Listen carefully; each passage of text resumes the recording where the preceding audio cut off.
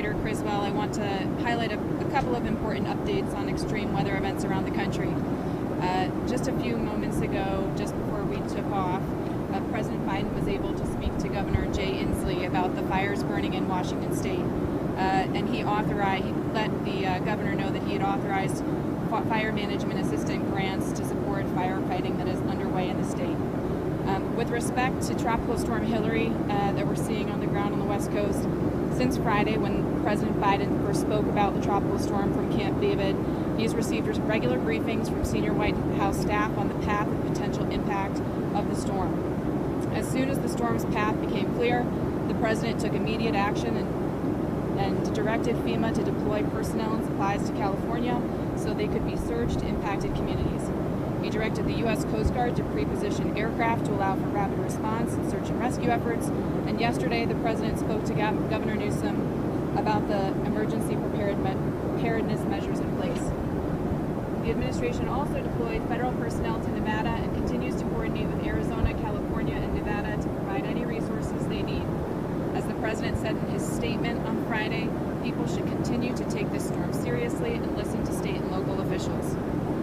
Now today we're en route to Hawaii, where the President and First Lady will have a chance to meet with survivors, first responders, and officials about the tragic wildfires that have devastated Maui. Over the weekend and ahead of this visit, President Biden has continued to receive regular updates from his senior team, as well as Administrator Criswell, regarding the ongoing recovery efforts underway. Yesterday, the President also spoke to Governor Green and Maui County Mayor Bisson to get the latest updates on the ground. During their visit today, the President and First Lady will visit Lahaina, a community of significant historical and cultural importance, to survey the damage firsthand and receive a briefing from local officials. The President will honor the victims of the Maui wildfires and their families and affirm that the entire nation stands with the people of Hawaii during this time of grief and recovery. As we move into the next stage of recovery, he will also announce that Bob Fenton will be named Chief Federal Response Coordinator for Maui. Bob has been on the ground from day one and will lead the longer-term effort to help Maui rebuild and recover in the longer-term efforts ahead.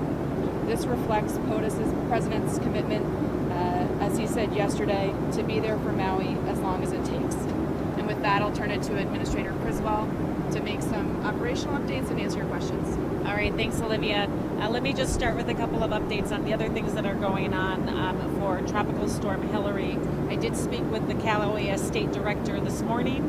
What she advised me is that they have experienced some widespread localized flooding, mudslides, and some debris flows. But fortunately, Californians listened to their local officials and took the necessary preparedness actions to help protect themselves and their families. I encourage everybody in California to continue, though, to remain vigilant and exercise extreme caution as they navigate through their neighborhoods and with all the flooded roadways, the continued debris flows, and the mud. In Washington, we are closely monitoring the fires in Washington. I did speak with Governor Inslee yesterday after he finished surveying the damage. He let me know that there was approximately over 200 homes that appear to have been destroyed.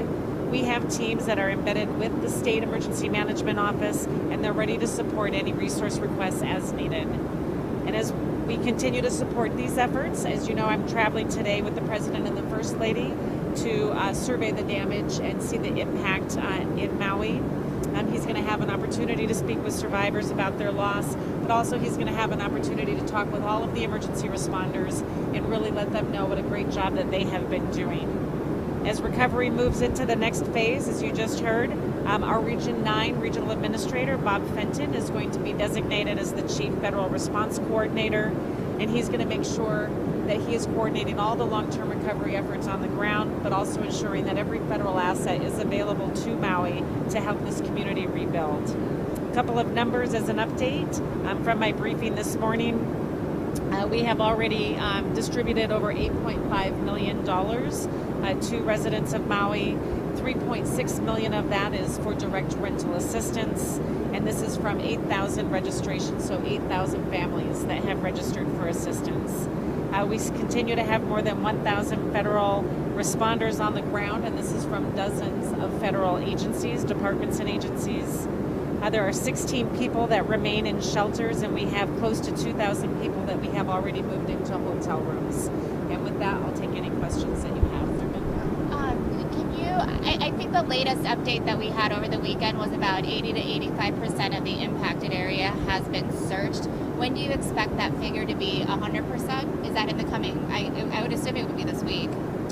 The number I did get last night was 85% of the area that has been searched, but we need to remember that this remaining 15% that's out there includes several multi-story, multi-family dwellings. So the search started with some of the single-family structures, single-story structures.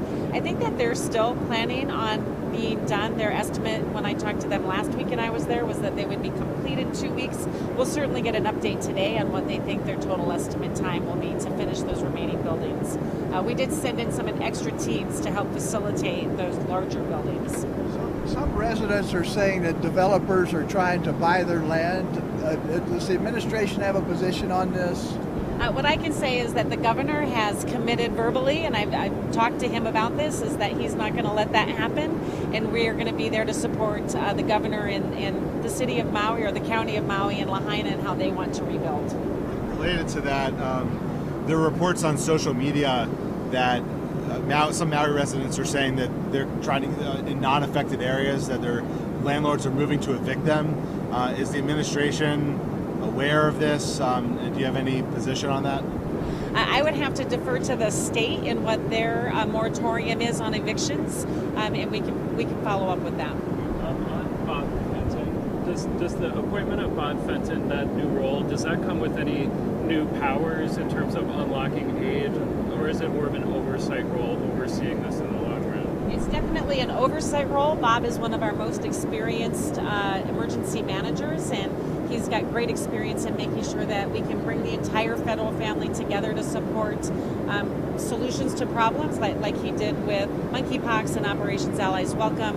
And that's what he's going to be able to do here, is provide that level of oversight and coordination to make sure all of the federal departments and agencies are bringing all the resources that they can to help this community rebuild and recover. Just stepping back for a second, can you give us a sense for how the president believes the response has been so far? Is he happy with all of it? Are there things that he believes should have been done differently or done in a separate manner, or has this been something that he has been pleased with? Yeah, I continue to provide the president updates on what the response efforts are, and he always says, what else can we do? And we continue to move more resources in. I think based on the updates and the communication that I have had with the president, he is satisfied with our response, but he will always push us to make sure that we are doing as much as we can and bring in more resources if needed to support this community. And given that you all are managing and monitoring multiple weather-related, climate-related, natural disaster-related events across the country, do you feel confident that you're going to be able to keep up with the resources that you have and responding to different emergencies? Yeah, we have a very layered approach to our staffing. We have our disaster reservists, which are really the foundation of our ability to surge and go into communities that have been impacted by disasters. We have additional disaster response permanent staff that are located within our regions and headquarters. They're our initial footprint to go out there and support these types of events. We rely on a lot of support from our federal partners through mission assignments, but we can also tap into our other permanent full-time staff that don't do this in their blue sky days, and we can mobilize them to support disaster response efforts as needed. And then we also have a tool called our Surge Capacity Force, which gives us the ability to reach out to a number of volunteers that have said that they would want to assist across the Department of Homeland Security. So it allows us to tap into over 6,000 additional DHS employees to come in and support our efforts if needed. And what can you tell us about the air quality in the affected area? Has the EPA sort of started that process to examine the level of toxins and if it poses any danger to residents who are still there? We have mission-assigned EPA to come in and assist with the debris removal and air monitoring. I have not heard any concerns over air monitoring, but we would have to get with the EPA on anything specific. What is your funding situation? Do you have plenty of funding? Do you have plenty of money, or you're going to need more? As I have been stating for the last several weeks now, that we anticipate the Disaster Relief Fund to go into a negative balance sometime in the beginning to middle of September. What that means, and we take into account as we're doing that analysis, events just like this, so we can continue to respond and make sure that we can surge the federal government in. As we approach that negative balance, what we will end up doing is we will start to push some of our recovery projects across the country into the next fiscal year to ensure that we have enough funding to continue to support the immediate response needs for this event and anything else that might come up over the next several weeks before the end of the fiscal year. And the replenishment of that fund that was requested with the supplemental, is there any projection as to how long that would last, with the caveat that you don't know whatever disasters may arise at any moment? Yeah, the supplemental amount that we requested, which was $12 billion, will just allow us to continue working as normal through the end of this fiscal year. And as we continue to see the impacts of what these disasters are bringing, we're going to have to closely analyze, how much is going to be needed to continue to support the increase in the number of these severe weather events with these truly complex recoveries that we've been responding to. Has the administration given, and this might be for Olivia actually, has the administration given any more thought to a national disaster safety board?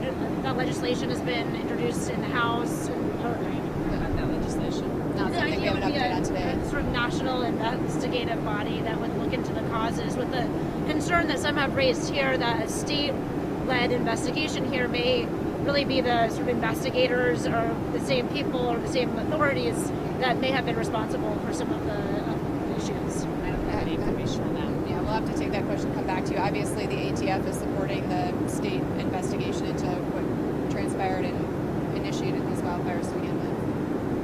Now that school is about to start in Hawaii, that school is about to start in Hawaii, can you describe how FEMA is helping students whose schools may have been destroyed get back into classrooms and not be affected in terms of their education? I think that we're up to 4 or 5 schools that have been destroyed as a result of this fire.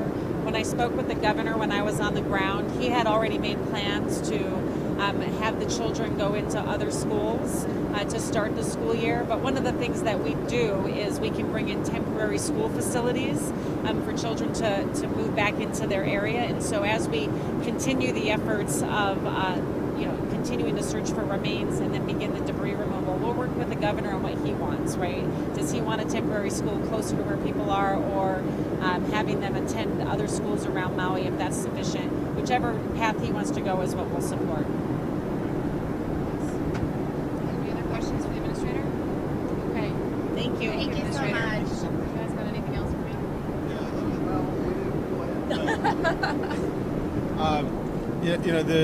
There's been a lot of Maui residents who've, despite all the efforts that you've been detailing, are still frustrated with the response. So how has the president been preparing for what could be a tough reception when he meets with survivors and first responders today?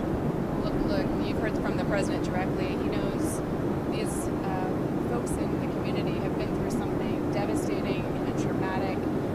Today he'll meet with parents who've lost children and children who've lost parents and first responders who saved others' homes while their own burned to the ground. So I think it's going to be an emotional day for everyone. And the president certainly intends to stand with them and make sure that that he communicates to them that not only have we been there since day one, has he been there since day one, but as he said just yesterday, he intends for his administration to be there for Maui as long as it takes. And that's part of why he's announcing this role today. Bob Fenton, who's been on the ground from day one, as you heard from the administrator, going to be there over the long term to make sure that not just today and tomorrow, but into the future, there is a coordinated, strategic federal response, because this is going to be a long, hard process. As you've heard from a number of officials in recent days and weeks, it's going to be a long-term recovery. And certainly Bob is committed to being there on the ground and making sure that, as Deanne just said, we're bringing the full federal family together to ensure that Maui has whatever it needs. I also just want to take a step back, because I think it's important to remember that the president has been there from day one, marshaling a whole of government response to this, to the wildfires. And just to put a little bit of a finer point on that, from the earliest hours after these wildfires broke out, and we saw the reports, the president engaged. I can tell you on Thursday, August 10th, when the president was in Utah for the PACT Act anniversary event, that morning he received at 10:32 a.m. the White House received a major disaster declaration request from the state of Hawaii from the governor's office. By 11:35, 63 minutes later, that had made its way through the White House, gone out to Utah, been printed and signed by this president. 63 minutes. Within hours after that, he'd spoken to the governor to confirm that he signed that major disaster declaration. And then he went out and he gave remarks to the world about it at a event that you all covered, that was covered on live television. And then the days after that, he continued to receive daily briefings from his staff, engage with state and local officials. You don't have to take my word for it. I think you're going to hear from state and local officials in Hawaii today about just how engaged and committed this president has been in the last 2 weeks. And that has continued all the way up through yesterday, where, as Administrator Criswell alluded to, we had another 90-minute briefing with the president yesterday in which she continued to ask the tough questions to make sure that we're doing everything that we possibly can to accelerate the recovery. So this president has been engaged, he's been committed, and again, he's going to deliver the message today that he's going to be there for Maui every step of the way in the weeks and months and years ahead. Olivia, I understand there will be some climate activists on the ground to, again, push the administration for a national emergency declaration on climate. I know when you've been asked this before, you've laid out his extensive record on the issue, but I'm curious if there's anything that could happen or any factor that could arise that would change the administration's calculus and prompt you guys to issue such a declaration. Well, look, I think the president has been really clear that in practical terms, he has been very clear that we have a climate emergency upon us. He's declared it the existential threat of our time. He has taken historic action. We just marked the anniversary of the IRA, the most significant climate bill in history, in American history, last week. A bill that is going to enable us to meet the president's ambitious goals of reducing our emissions by 50% below 2005 levels by 2030. He's conserved a historic amount of land. He continues to take aggressive action, even from day one, rejoining the Paris Agreement and so on. So this is a president who's been more aggressive than any other president in American history on tackling the climate crisis. And I would just note that with respect to the emergency authorities you're referencing, last year he did name climate as the basis for invoking the Defense Production Act and jump-starting the production of domestic heat pump technology and other clean energy technologies. So, and setting aside $500 million for that effort. So this president has taken serious action.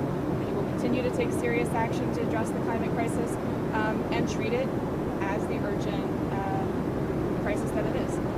You mentioned that the president is asking tough questions in briefings of local leaders. Can you shed light on what some of those questions are? Just because he's having conversations with leadership, and that makes sense, but people on the ground, as I'm sure you all have read and know, are asking their own tough questions about how this happened and what's coming their way to help prevent it from happening again and help them out of it. So if you could shed any light on some of the tough questions he might be asking of his team, that would be great. Absolutely. Well, you heard Administrator Criswell just alluded to it, but he's always asking not just for updates, but what more can we do? And so you've seen the numbers as we've read out over the recent days, how we've steadily surged additional federal personnel into the region. We now have more than 1,000 personnel on the ground. You've seen the increase in the acceleration of deployment of critical needs assistance to thousands of families in the region at the same time as you're seeing the numbers of folks in the shelters decrease. So we've been reading out those updates and showing our work on the progress to support the community. But the president is, as the administrator said, continuing to ask tough questions of the team about what more we can do to accelerate the recovery. How can we get the money out the door faster? How can we solve for challenges that people are facing and that state and local officials are telling us about? So he's asking all those questions and ensuring that FEMA is continuing to do the hard work of figuring out how we break down barriers and move critical assistance out to people as fast as possible. I mean, would the president like to meet with the Saudi Crown Prince at the G20 in India? I don't have anything to preview on that at this moment. Something being talked about, considered? I saw that report, but we don't have anything to announce this time. Can you say, because we won't see the president for the rest of the week, can you say what he's been doing on vacation? I know because when he's on his other vacations, we kind of see more of him. Can you say what he's been doing on this vacation? Well, as you know, we arrived very late on Friday, and I think we read out pretty much his entire day yesterday to you all because he had a very lengthy briefing with his senior team and Administrator Criswell, and he also had a number of calls with state and local officials yesterday about the extreme weather events around the country. Other than that, I can't shed any light on how he's spending some valuable quality family time out here, but certainly he's been engaged on a daily basis in confronting some of these extreme events we're seeing.